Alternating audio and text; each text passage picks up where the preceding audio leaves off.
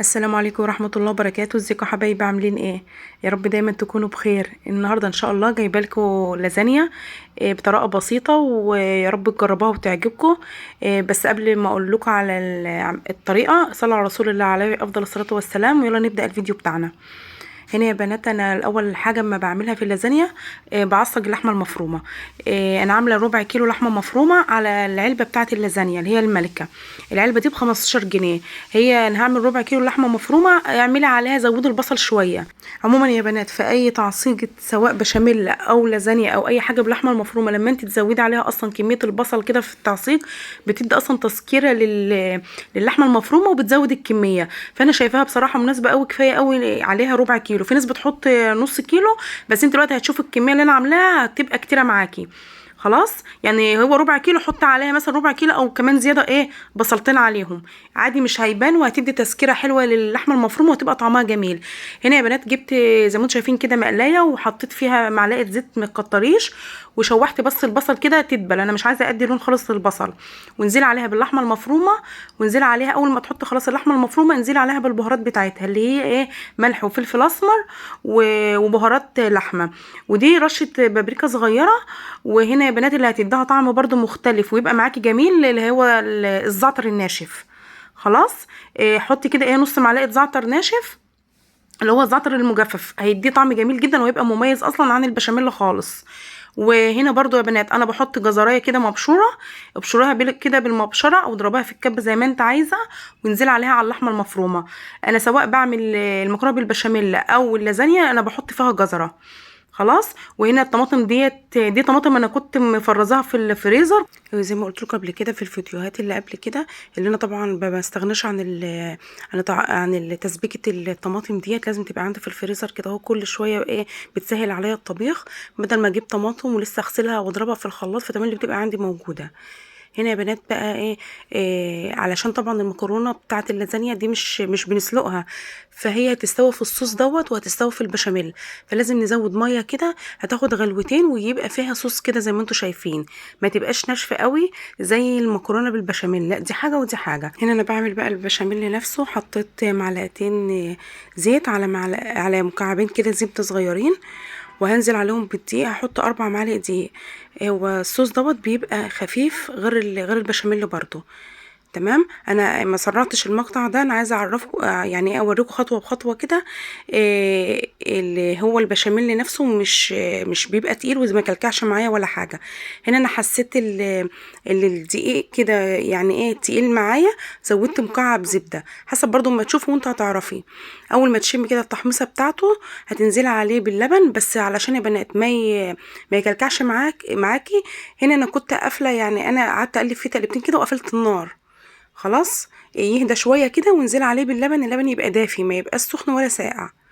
خلاص، انزلي عليه كده شويه شويه، وايدك على طول فيه تقليب كده هو ورا بعض، على طول ما تسيبوش. هتشوفوا الوقت معايا ما كلكعش مني ولا حاجه. في ناس بقى لما يكلكع معاهم بيحطوه في الخلاط، بس أنا بصراحه انا يعني انا اخده اللي انا اعمله على طول فبيكلكعش معايا الحمد لله.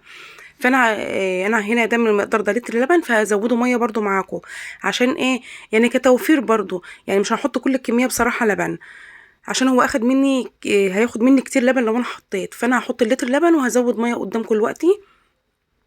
اقعدي اقلبي بقى كده اهو على طول ورا بعض كده اهوت عشان ما يكلكعش معاكي. اهو زي ما انتم شايفين، بص ما يكلكعش ولا اي حاجه.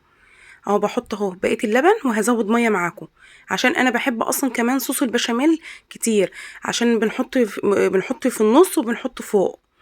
خلاص، فهو اللي قدامكم ده لتر تمام، يعني كده لتر مظبوط. خلاص، اهو ده ميه اهو، هحط ميه وهتشوفوا برضو هكمل ازاي تاني. انا عايزه كميه كتيره وعايزاه خفيف. اقعدي اقلبي كده اهو لحد لما يغلي معاكي، وبعد كده خلاص هنحط بس هحط بس التوابل معاكم اللي انا بحطها، وده برضو هيخلي طعمه حلو. انا هقول لكم وقت التوابل هنحط طبعا شويه ملح، وهنحط شويه فلفل اسمر، ودي جوز الطيب. ماشي، في ناس بتقول جوز الطيب يعني مش كويسه كده اهو، بس هي رشه بسيطه زي ما انتم شايفين كده اهو، مش كتير، بس بصراحه فرقت في الطعم خالص. وحطي فلفل، لو في فلفل ابيض حطي، بس انا بصراحه ما عنديش غير الفلفل الاسمر. واظبطي بقى الملح بتاعه. خلاص، ما كترش الملح قوي برضو عشان في جبن لسه هنحطها.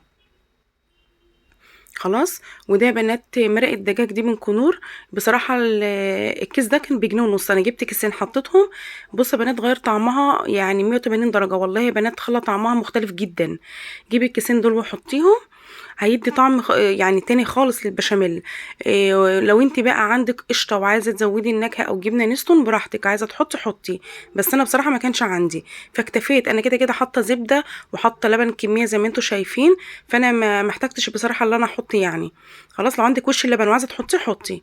هنا برضو انا برضو لما قعدت شويه حسيت الصوص نفسه تقيل، انا عايزاه خفيف زي ما انا قايله لكم، فزودت ميه عشان القوام يبقى خفيف زي ما انا قايله لكم، عشان المكرونه هتستوى في الصوص ده وهيستوى في اللحمه المفرومه. خلاص فده هيبقى خفيف وده هيبقى خفيف. واقعدي بقى قلبي كده شويه كده اهوت لحد لما القوام يتظبط معاكي، وبعد كده خلاص على كده اهو. هنعمل بقى ايه اخر مرحله معانا. خلاص كده يا بنات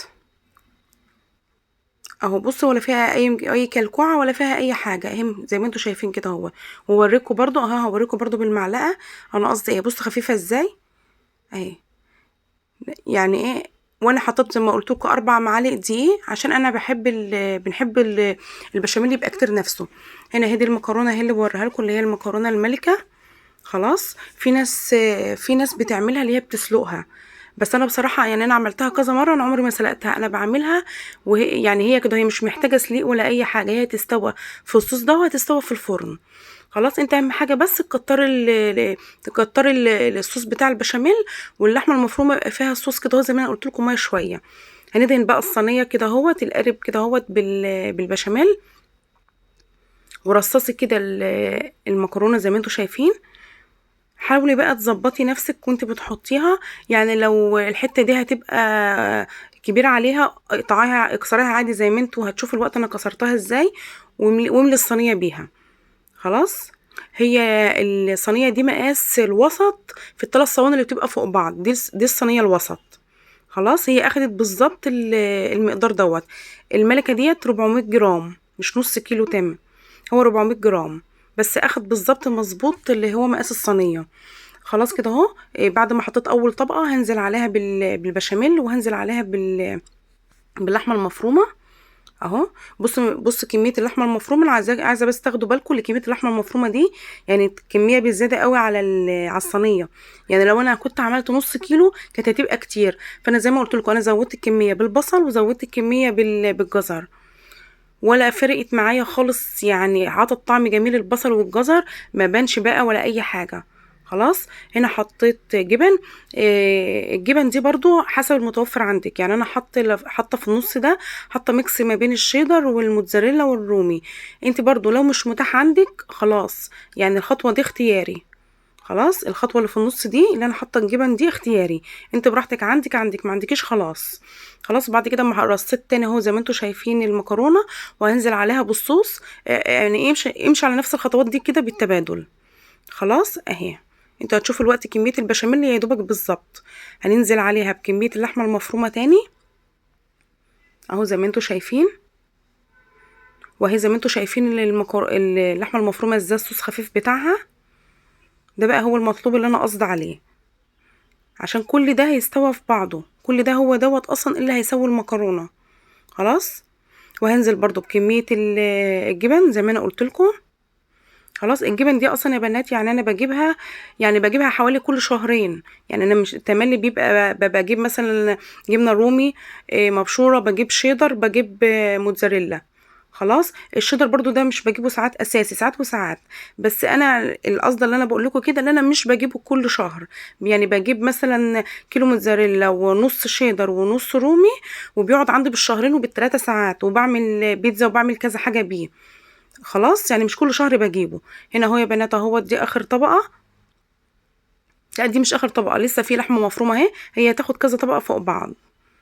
خلاص اهوت نفس اللي برضو انا هكرر نفس اللي بعمله تاني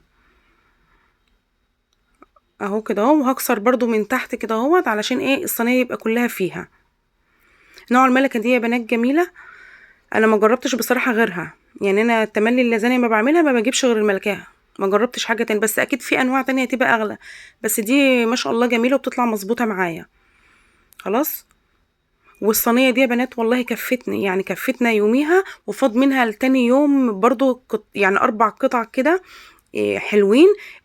انا مش فاكره صراحه، كنت حمرت بطاطس جنبهم تقريبا، وعملت برضو كيس مكرونه عادي بالصلصه وقضينا اليوم. والله يا بنات بعد ما خلصت بنتي برضو لقيتها بتقول انا عايزه لازانيا تاني، قلت لها احنا لسه اكلينها، يعني استنى شويه كده وابقى اعملها تاني.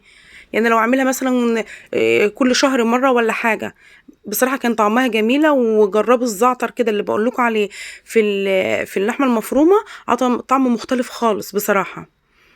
ماشي، يعني انا قصدي اللي انا اقول لكم يعني اللي هو اصلا مش مكلفه، اللي انا شايفاها اللي دي الصينيه دي كفتني انا بالنسبه لنا احنا، كفتنا على يومين.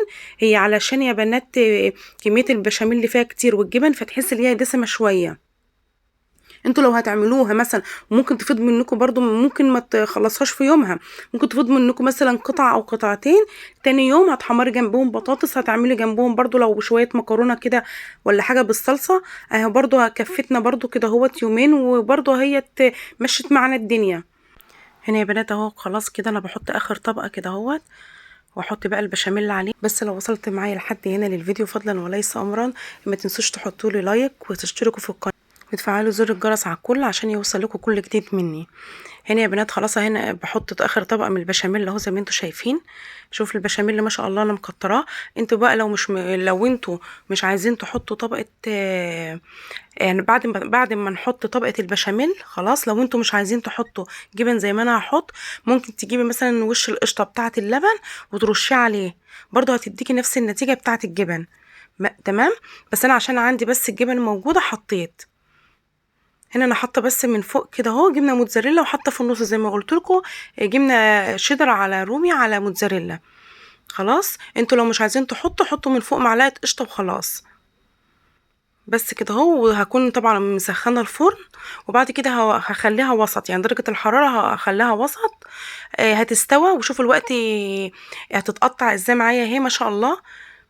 يعني ما تخافوش، هي استوت طبعا من الصوص بتاع البشاميل والصوص بتاع اللحمه المفرومه، استوت ولا محتاجه اللي هي تتسلق ولا كلام من ده.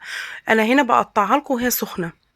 وعلى فكره يا بنات انا ما حطيتهاش في الشوايه ولا فتحت عليها الشوايه خالص. لو انت بقى بتحبها بارده استنى عليها شويه وهتتقطع معاكي قطعه لو انت عايزاها قطعه يعني. هنا انا بفتحها لكم من النص اهي. بصوا مستويه خالص ازاي، والورقه نفسها مورقه، يعني كل ورقه منفصله عن التانية ازاي.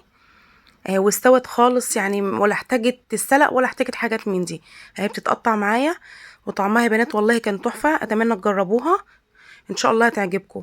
هنا يا بنات ده الليمون اللي انا كنت مملحاه برضو معاكم في الفيديوهات اللي قبل كده. بصوا هو قعد بالظبط شهر ما شاء الله استوى، وطعمه بقى جميل، ولا احتاج والملح بتاعه مظبوط ولا احتاج اي حاجه. بصوا اهو بقطعها لكم ما شاء الله مظبوط ازاي. دوت قعد شهر بالظبط. كده يكون الفيديو خلص، واشوفكم في فيديو جديد ان شاء الله. والسلام عليكم ورحمة الله وبركاته.